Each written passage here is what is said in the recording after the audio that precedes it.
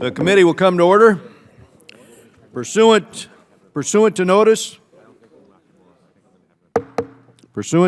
we meet today to mark up several bipartisan measures, and without objection, all members may have 5 days to submit statements or any extraneous material for the record.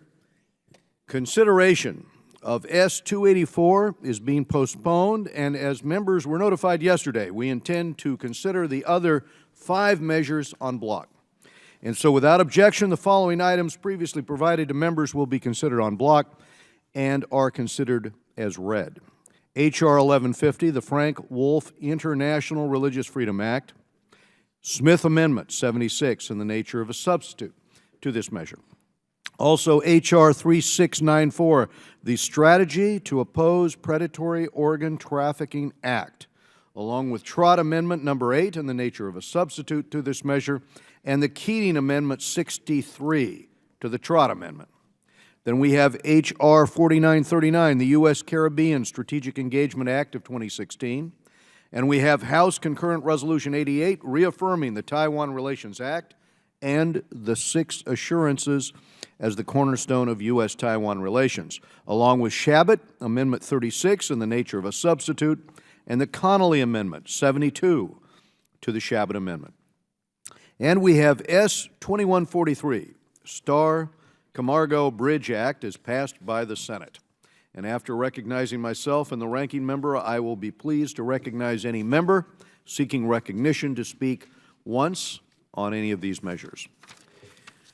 And I want to thank our subcommittee chairman Smith and his more than 100 bipartisan co-sponsors on their work on H.R. 1150. This is the Frank Wolf International Religious Freedom Act. Inspired by years of oversight and multiple hearings, this bill updates the International Religious Freedom Act of 1998 to improve the coordination and effectiveness of U.S. efforts to promote religious liberty worldwide. 18 years after that law was passed, freedom of religion remains under threat, not only by authoritarian regimes obsessed with control, but also by new non-state actors. ISIS, Boko Haram, Al-Shabaab have turned religious intolerance into a murderous force of global instability. The right to believe and practice according to the dictates of conscience is a direct challenge to their very ideologies. And thus, it is not just a human rights issue. It has become a global security issue.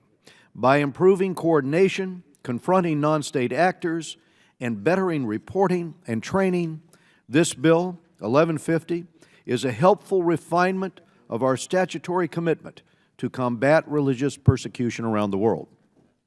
Moving on to House Concurrent Resolution 88, a resolution reaffirming the Taiwan Relations Act and the 6 assurances as the cornerstone of U.S.-Taiwan relations. Congress has long championed a strong relationship with Taiwan through landmark measures like the Taiwan Relations Act and through pressing successive administrations to fulfill their obligation to sell defensive arms to Taiwan. Today, our committee is once again reaffirming the U.S. commitment to Taiwan by upholding the 6 assurances as one of the cornerstones of U.S.-Taiwan policy, right alongside the Taiwan Relations Act. And I want to thank Representative Steve Shabbat for offering this important measure, and Representative Connolly for his amendment stressing the role Congress has played in fostering this critical relationship. I also want to thank and recognize Representatives Trott and Deutsch for introducing H.R. 3694, the Stop Organ Trafficking Act. Organ trafficking has been reported in 20 countries in all regions of the world. Criminal organizations and terrorist groups are increasingly engaging in this black market industry. It is valued today as an industry at over $1 billion. ISIS recently issued a fatwa sanctioning forced organ harvesting from its captives and from apostates. That would be Yazidis or Christians or Kurds or others who do not who they believe are apostates to their ideology. And traffickers smuggling refugees into Europe have reportedly coerced organ donations as the payment now for travel. The U.S. has led the fight against human trafficking with help from this committee and its members. This bill continues that leadership by closing the gap in U.S. law that currently fails to recognize organ trafficking as a form of human trafficking. The legislation also supports voluntary organ donation systems, authorizes the President to revoke passports or deny visas for anyone convicted of organ trafficking crimes, and it requires annual reporting to Congress on actions by the U.S. and other countries to combat organ trafficking. And I want to address H.R. 4939, the United States Caribbean Strategic Engagement Act of 2016, and thank Ranking Member Engel and Chairman Emeritus Ross Leitonen for their leadership in advancing U.S. interests in the Western Hemisphere.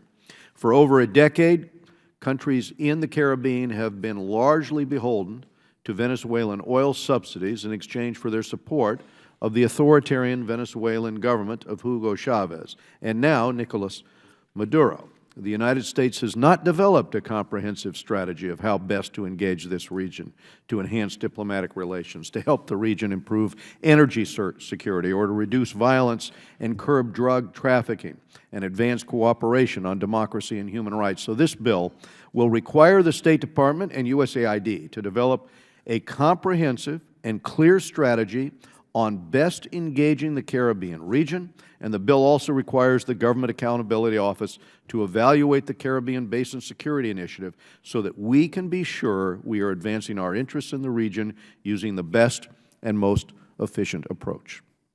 Lastly, we consider S. 2143, the Starr-Camargo Bridge Act. 2 weeks ago, the Senate unanimously passed this measure, which was introduced by Senator Cornyn, and Representative Cuellar here of Texas on the House side has introduced an identical version in this body. This bill, the Senate Bill 2143, will grant the Starr-Camargo Bridge Company the permanent authority to operate and maintain the international bridge that connects via the Rio Grande City, Texas, and Monterrey, Mexico. This will give Starr-Camargo the same authorities Congress has previously given to other privately owned international bridges. The bridge has seen continued growth in commercial traffic since 2009, and it plays an important role in facilitating trade and travel in the region. By granting this authority, we are incentivizing Starr-Camargo to continue maintaining and expanding the bridge's capacity to keep up with the growing trade and commerce along the Texas border with Mexico. And I want to thank both Representatives Cuellar and Representative Castro for their leadership in bringing this measure forward for consideration here today. I now recognize the Ranking Member for his remarks. Mr. Chairman, thank you for convening this markup. We have a slate of good bipartisan measures that we're taking up today, and thank you especially for calling up the Caribbean Strategic Engagement Act, which I was proud to introduce recently with Representative Ross Leitonen. As this committee well knows, it's a big world with a lot of challenges, some that get more attention than others, so it's important to stay focused on our neighbors in the Caribbean. These countries are profoundly important to the United States. My own district in New York has a sizable diaspora population from Caribbean countries, and I hear from these proud and engaged communities very often. This bill makes it clear that U.S.-Caribbean relations are a major priority. It directs the State Department and USAID to devise a multi-year strategy for engaging with Caribbean governments. We want to put a particular focus on improving energy security, strengthening the rule of law, reducing drug trafficking, and enhancing economic cooperation. We want to ramp up diplomatic engagement, especially when it comes to key issues of the United Nations and the Organization of American States, and with the 5 Caribbean countries where the United States still doesn't have embassies, and I might add should have embassies as soon as possible. We'll end up with the best policy if we shape it in consultation with many Caribbean American citizens in the United States. It's a strength for us to have such a strong and vibrant diaspora community. So this bill also calls for revitalized outreach to this community, seeking greater input on ideas for economic development and citizen security. So, Mr. Chairman, again, thank you for moving this legislation so quickly. I ask that all members support it. Next, I'll turn to Mr. Smith's International Religious Freedom Act. I want to thank him for all his hard work on this issue. Thank you, Mr. Smith. The freedoms of thought, conscience, and religion are enshrined in the Universal Declaration of Human Rights. Yet around the world, religious communities are subjected to escalating violence and persecution. In the 21st century, it is unacceptable for anyone to suffer discrimination because of how they worship, or for that matter, if they choose not to worship at all. The United States has a responsibility to speak out when we see basic freedoms under threat, and this bill will help the administration promote religious freedom around the world.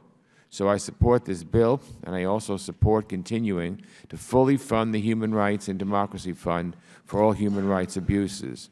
I'll now turn to the bill offered by Mr. Trott and Mr. Deutsch, aimed at cracking down on predatory organ trafficking. This legislation would change our human trafficking law to include the trafficking of persons for the removal of their organs. We don't know much about this crime. Who are the victims? How do they get trapped by this illegal trade? What are governments doing to halt the practice, track down those responsible, and provide services to survivors? If this is a pervasive problem, then yes, of course, we must act. This bill calls for a report on this crime so that we gain a fuller understanding of the problem. While I have questions about including these provisions as part of our global efforts to confront modern slavery, I'm glad that we're working on the issue. Moving to Mr. Shabbat's measure, I'm happy to support this resolution, reaffirming the close ties between the United States and Taiwan. This is an exciting time for the Taiwanese people. Next month, a new president will be sworn in, the first woman to be elected president there. I could add so that the Taiwanese are ahead of us by a few months. I had the pleasure of meeting with her several times before the election, and I'm very hopeful for her success. As Taiwan's democracy prepares for a political transition, it's important that the United States signal our unwavering support for Taiwan, for Taiwan's defense, for its participation on the global stage, for its robust democracy. And so this resolution reaffirms our commitment to a Taiwan Relations Act and the 6 assurances. These are the measures that have underpinned our relationship with the Taiwanese people since we normalized relations with the People's Republic of China. Those ties remain deeply important to this day, and I'm glad to support this resolution. The Chairman and I have talked about this a great time, and we both believe it's important for the United States to stand squarely with our friend and ally, Taiwan. Lastly, I'm glad to support this bill from my good friend, Representative Cuellar, which would allow the Star Camargo Bridge to continue as an important connection between the United States and Mexico. I have to say, at a time when we hear so much about building walls, it feels pretty good to talk about strengthening bridges. The Star Camargo Bridge connects Rio Grande, Texas, with Monterrey and Ciudad Camargo in Mexico. Under current law, the authority to operate this bridge will expire in 16 years. Though it seems like a long way off, that end date has already started to constrain investments in long-term improvements. This legislation would eliminate that expiration date, just as we've done for the West Laco Progreso International Bridge. This bill doesn't cost U.S. taxpayers a penny, and in the midst of a lot of ugly rhetoric, it sends a clear signal. Mexico is an extremely important partner to the United States, and bridges, not barriers, will help that friendship to thrive.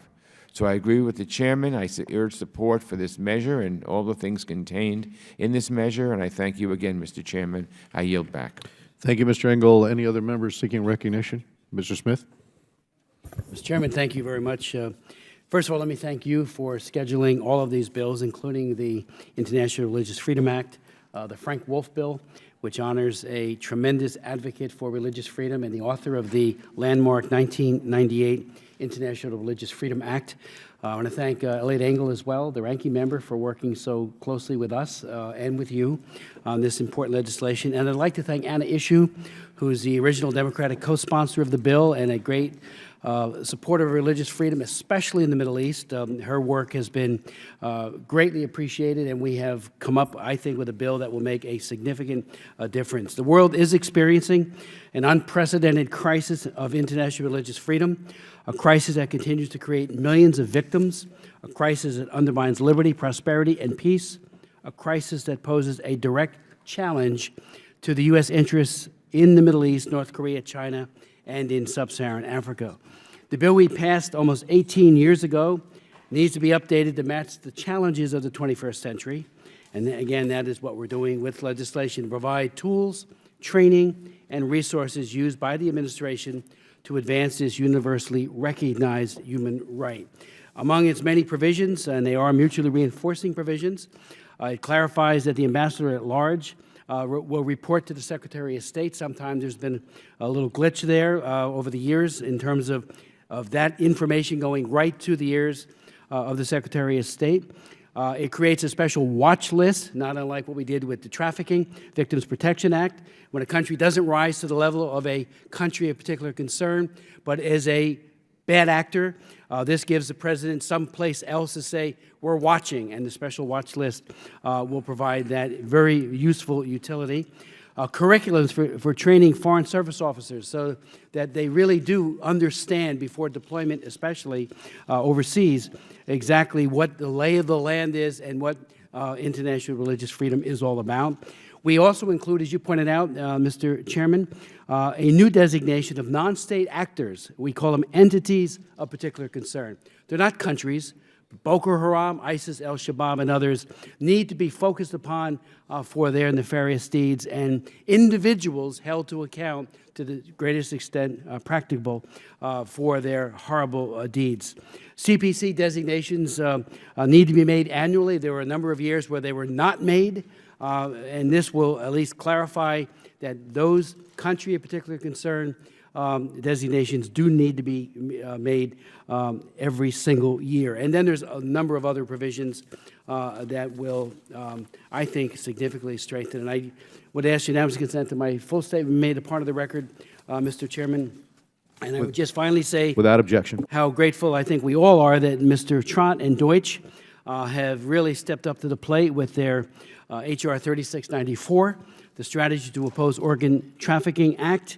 20 years plus ago, I held a hearing on organ trafficking, and we actually had a man who was a part of that testify about this horrific practice of killing people in order to steal their organs and to make money for the regime in China and elsewhere. That has gotten worse, and is particularly focused on the Falun Gong, who have suffered disproportionately from this very shocking abuse of human rights. So again, I want to thank them for their wonderful bill, and it will make a difference. Yield back. Mr. Sherman. I yield a minute and a half to the gentleman from Virginia. I thank my friend from California for his graciousness. I have to run to another hearing. Mr. Chairman, I want to associate myself with the remarks both of yourself and of the ranking member with respect to the Taiwan resolution we have here. And what I want to ask unanimous consent to insert in the record an interesting document, pages 44 through 48 of the Department of State Bulletin from March of 1979, which was their draft for what we ought to do with respect to Taiwan. And you can see that it does not address security at all. And it took Congress to take the initiative in rewriting this into the vibrant, dynamic Taiwan Relations Act that now undergirds our relationship with that island, and that was the basis for the defensive military assistance we currently provide and have provided to Taiwan. It's a great example of actually congressional foreign policy making that was desperately needed. A vacuum had been created, and we rose to the occasion. So I would ask unanimous consent to enter this into the record. It's a rather rare document, and I think it underscores the point. It's often referenced, this piece of history in textbooks about Congress's role, and without objection, we'll put that in the record. Thank the Chair, and I thank Mr. Sherman so much for his courtesy. Thank you. I want to thank the Chairman for holding these hearings. I'm a co-sponsor of H.R. 1150, the Frank Wolf International Religious Freedom Act, H.R. 4939, the United States Caribbean Strategic Engagement Act, and the H.Con. Res. 88, the Taiwan Relations and Six Assurances Resolution. I want to focus on Taiwan, as the gentleman from Virginia did as well. I'm the lead Democratic co-sponsor of this resolution, which affirms the Taiwan Relations Act and the Six Assurances as the cornerstone of United States-Taiwan relations. The Taiwan Relations Act is critical to U.S.-Taiwan relationship. On January 1st, 1979, when the Carter administration established diplomatic relations with the People's Republic of China, it ended formal ties with the Republic of China on Taiwan. However, the United States Congress acted swiftly to reaffirm United States-Taiwan relationship with the enactment of the Taiwan Relations Act just 100 days later, ensuring that the United States would maintain a robust and enduring relationship with Taiwan. Since 1979, we have seen Taiwan develop into a strong democracy. We're in the process of seeing a peaceful and orderly transition of power from one political party to another.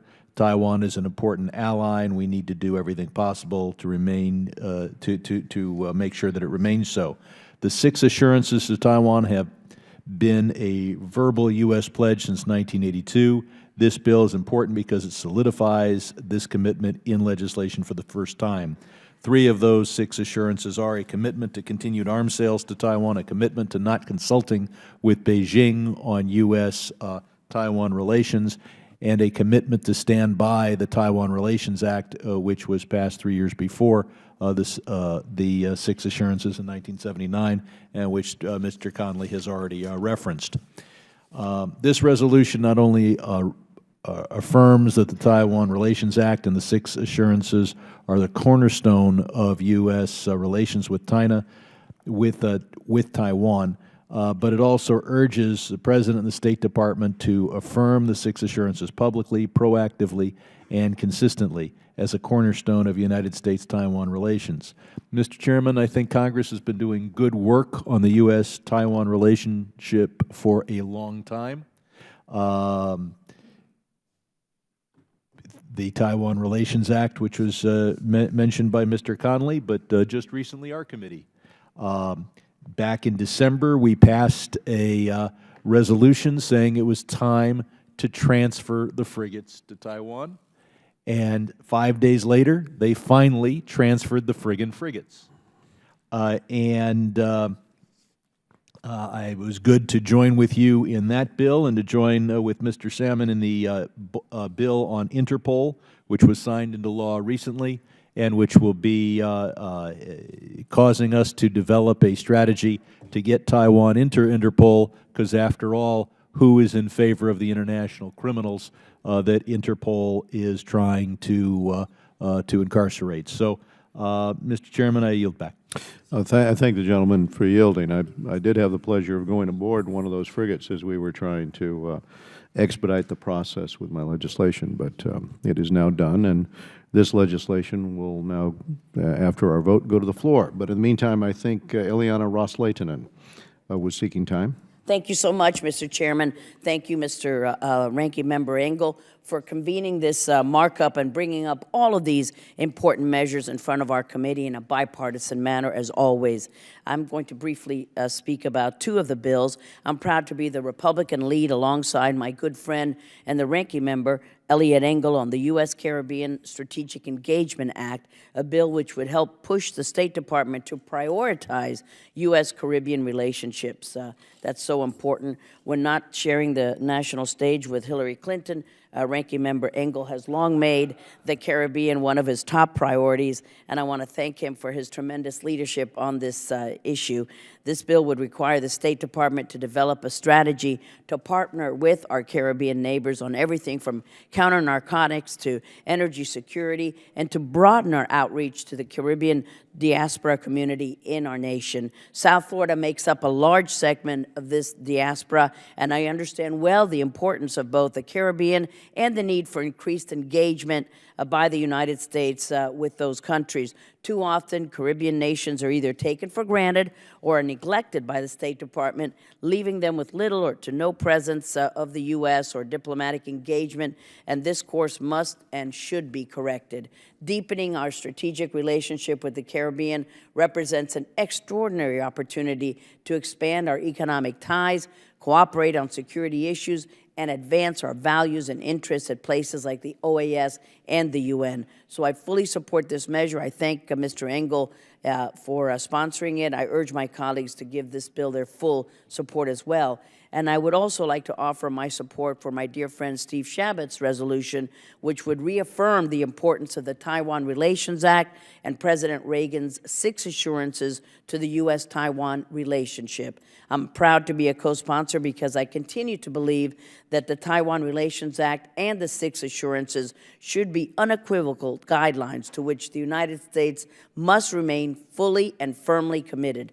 Taiwan is and remains an important ally, a friend, a strategic economic and security partner of the United States, and there should be no doubt about this commitment to her and, as the Taiwanese people continue to prove, their vibrant democracy. Taiwan must have the capability to defend herself from the aggression from China, whether political, economic, or military in nature, and it is critical that both China and Taiwan know that our commitment to Taiwan, to the Taiwan Relations Act, and to the 6 assurances have not wavered one bit. Taiwan must be allowed to peacefully demonstrate its own future and determine it, and I urge my colleagues to reaffirm this principle by passing this important Steve Chabot resolution here today. I thank the chairman.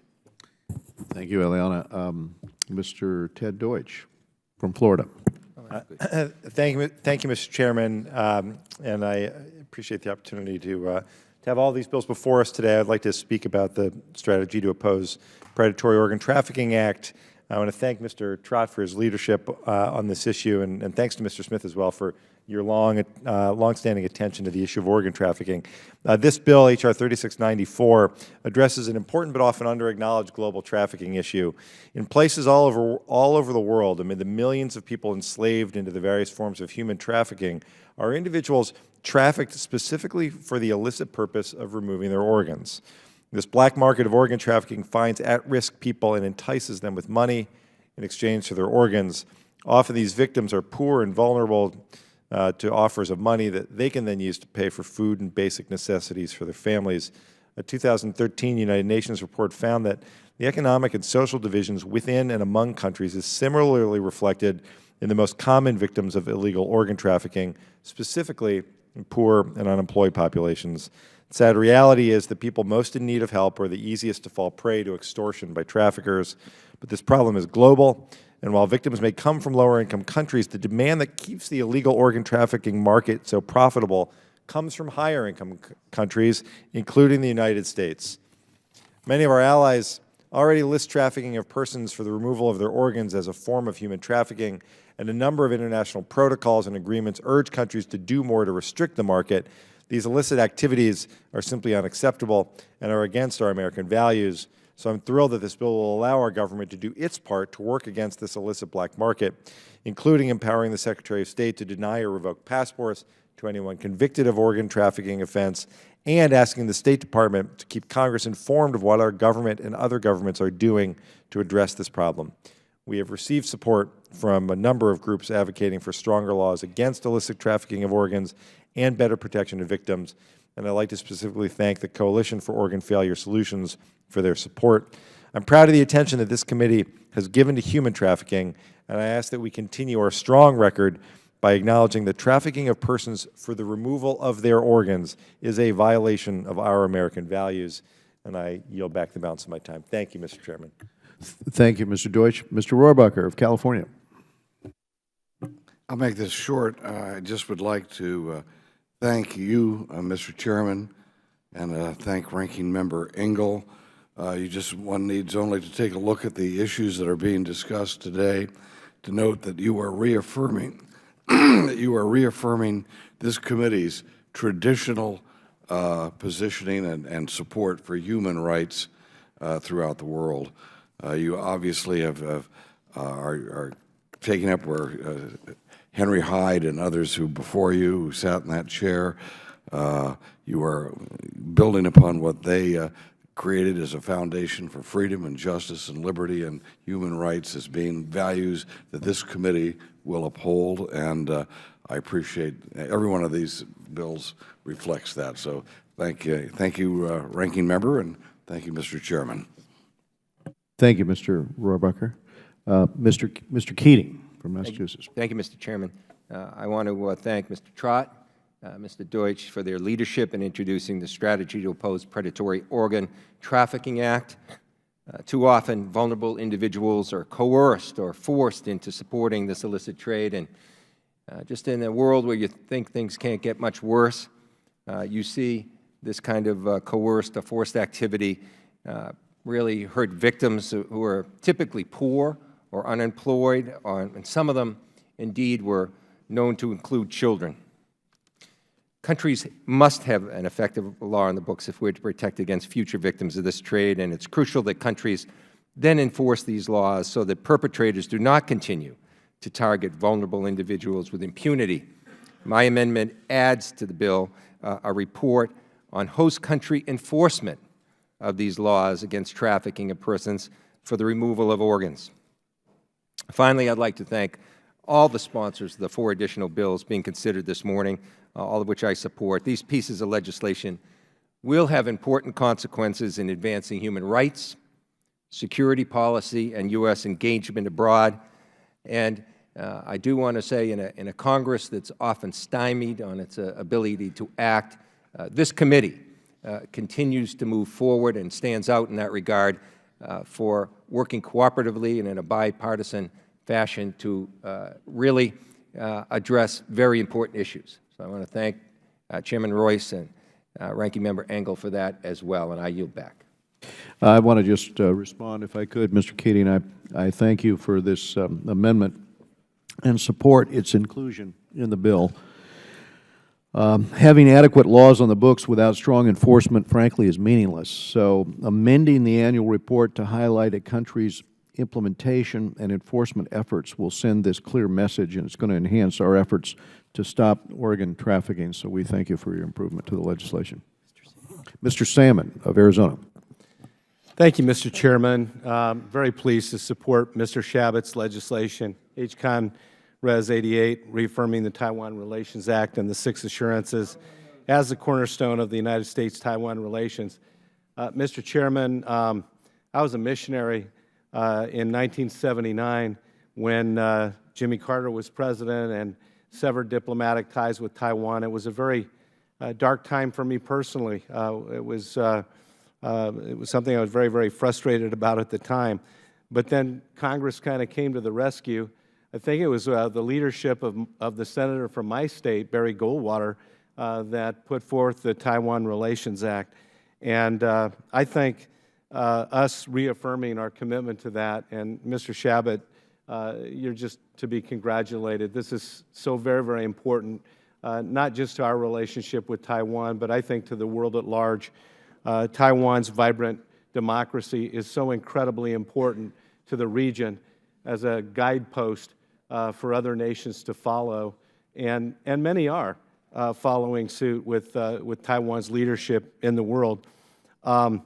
I was fortunate to go to Lee Teng-hui's swearing in, President Chen Shui-bian's, and I'll be going in just a couple weeks to the swearing in of Tsai Ing-wen, the newly elected president of Taiwan. And I'm just really excited that we're doing the right thing today. America's commitment to Taiwan was so important that Ronald Reagan, led the way toward this country's policies and commitment to Taiwan that have been in place for several decades now.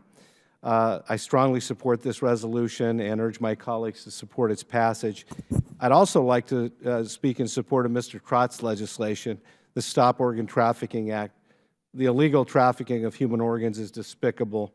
The World Health Organization estimates that 10% of all transplanted organs worldwide are illegally obtained. coerced from vulnerable populations and prisoners, and it's long past time for the U.S. to make a policy to combat this brutal activity that seeks only to terrorize defenseless individuals. Terrorists and doctrinal regimes use this practice to fund their activities and to brutally punish those they seek to control, and this bill will put a stop to it. And finally, I'd like to speak in support of Chairman Smith's legislation, H.R. 1150, the Frank R. Wolf International Religious Freedom Act of 2015. I'm a co-sponsor of this legislation, and I'm proud to support international religious freedom. As a man of faith, one of the greatest freedoms we enjoy in this, the greatest nation on the earth, is the ability to worship as we please. Our founding fathers fought for this principle, and Congress has a responsibility to continue that fight for others. And I really appreciate Representative Smith constantly being a reminder of this important truth and this important responsibility that we have in Congress, and constantly standing up for the fight for human rights. God's going to have a special place for you for all the great work you've done, my friend. So thank you, and I'll yield back my time. We'll go to Mr. Cicilline from Rhode Island. Thank you, Mr. Chairman. I want to thank you and Ranking Member Engel for holding this markup and for once again conducting the business of this committee in a bipartisan way. I want to thank the sponsors of the bills that we are considering this morning and support all of the bills before us. But I want to spend a few moments to speak about H.R. 1150, the Frank Wolf International Religious Freedom Act. This legislation has special significance to people in my home state, the state of Rhode Island, founded by Roger Williams because of his desire for religious liberty that he didn't think he could quite enjoy in the neighboring Commonwealth of Massachusetts. I waited until Mr. Keating left to say that. But I strongly support the goals of this legislation to protect and promote religious freedom around the world. Our former colleague Frank Wolf dedicated his career to fighting for basic human rights, and it's fitting that this legislation honors the extraordinary work that he has done in this area. Religious minorities around the world face discrimination, harassment, persecution, and worse. Today, the Islamic State is engaged in systematic persecution against religious minorities as part of their bloody campaign in the Middle East that targets any group that doesn't fit within its radical ideology. Just last month, the House and the Obama administration found that ISIS is engaged in acts of crimes against humanity, war crimes, and genocide against religious and ethnic minorities in the region. I do want to use this occasion to remind my colleagues that there are widespread abuses taking place in the world right now in Syria, Sudan, Nigeria, DRC, and many other countries. Governments, terrorist groups, and other actors are engaged in horrific campaigns that encompass women, children, minorities, and other vulnerable populations. And it's incredibly important that we're careful not to seem to be elevating abuses against one particular group above others.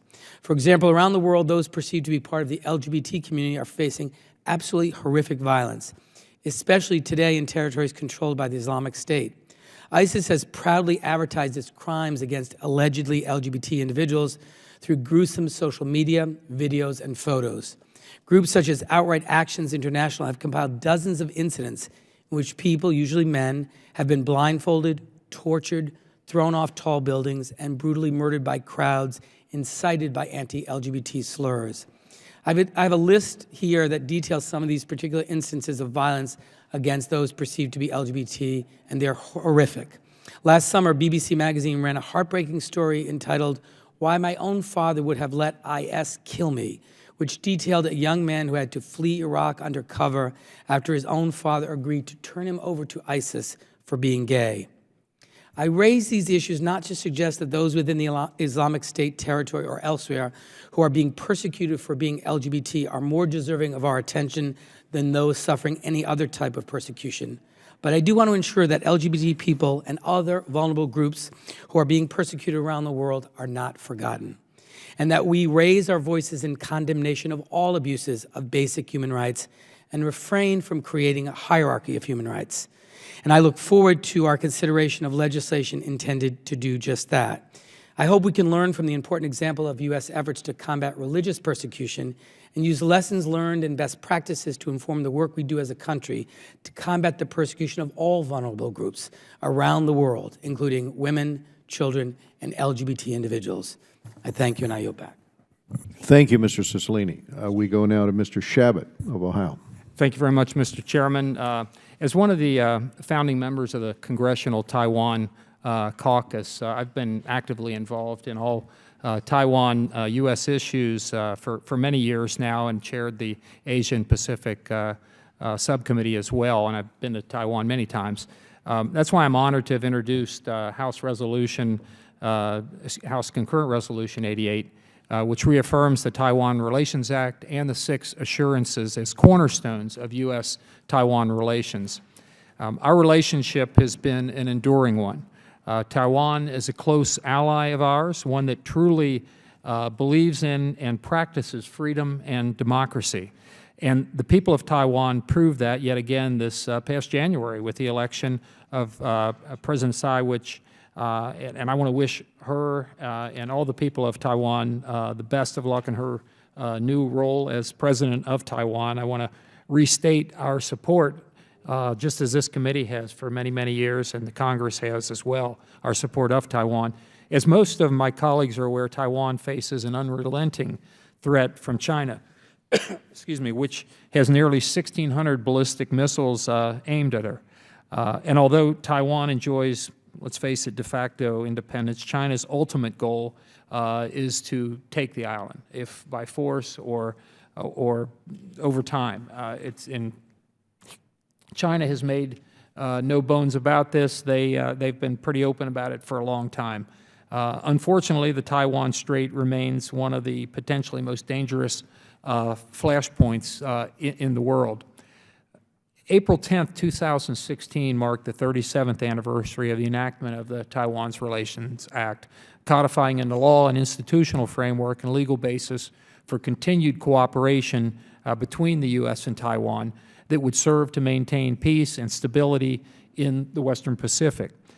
However, when President Reagan agreed to sign the so-called U.S.-China Third Communique in 1982, he was aware of the communique's possible effect on Taiwan and recognized that Taiwan needed and deserved reassurance that the United States would be there whenever Taiwan needed us. So to reinforce American support for Taiwan, the United States issued the 6 assurances, which are guidelines to conduct relations between the U.S. and Taiwan, and they're as valid today as they were in 1982.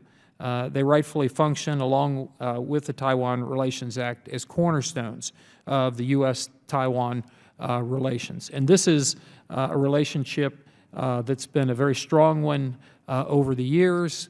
It's one of the reasons that I think it's very important that this administration reconsider the military cutbacks which have been proposed, and the fact that when Ronald Reagan was president, his goal was to build up a 600-ship Navy, and we're down in 250-some ships at this time. And a lot of those ships need to be in the Pacific, and particularly in and around China, which clearly has plans. It's building up its Navy, it's building islands and militarizing them, it's bullying its neighbors, from the Philippines to Vietnam to Taiwan, you name it. So it's very important for the U.S. to have the strength, and for Taiwan also, to continue to build up its military. The one thing that would make an armed conflict more likely is if Taiwan appears to be weak or the United States is weak. That's when there's a real danger of military action occurring. As long as Taiwan and the United States are strong, I don't think China would ever take any overt hostile military action. But I'm afraid that the message that's being sent out worldwide is that the U.S. is pulling back, and that's a message that must change. We ought to have just the opposite. The United States needs to be actively engaged around the world, particularly in the Pacific. So I urge my colleagues to support this legislation and thank them for their support, and yield back the balance of my time. Mr. Trott. I'd like to thank Chairman Royce for scheduling H.R. 3694 for consideration, and also my colleague, Representative Deutsch, for his partnership and leadership on the Stop Organ Trafficking Act. I also want to thank Mr. Smith for his commitment and years of work on this important issue, and Representative Keating for his helpful amendment. The illegal trafficking of human organs has long been a terrible and heinous crime, but unfortunately the United States policies and laws have not kept pace. China has inexplicably been targeting Falun Gong for years, and more recently ISIS has reportedly been resorting to this brutal practice to finance their nefarious activities and strike fear in the hearts of innocent people. Late last year, ISIS released a religious edict stating that taking organs from a living captive to save a Muslim's life was permissible, making religious minorities in Iraq, like the Chaldeans and the Assyrians, even more vulnerable targets. Mr. Chairman, it's time the United States shine a bright light on this problem and take a leading role in combating this heinous crime, standing with the world's most vulnerable. I urge my colleagues to vote in support of this timely and necessary legislation. Thank you, and I yield back my time. Any additional members seeking recognition? Hearing no further requests for recognition, the question occurs on the items considered en bloc. All those in favor say aye. Aye. All those opposed, no. In the opinion of the Chair, the ayes have it, and the measures are considered en bloc, are agreed to, and without objection, the measures considered en bloc are ordered favorably reported as amended, and staff is directed to make any technical and conforming changes. Also, without objection, the Chair is authorized to seek House consideration of those measures under suspension of the rules. And that concludes our business for today. I again want to thank Ranking Member Engel. I want to thank all of our committee members for their contributions and assistance with today's markup. This committee stands adjourned, and these measures are passed. Sure.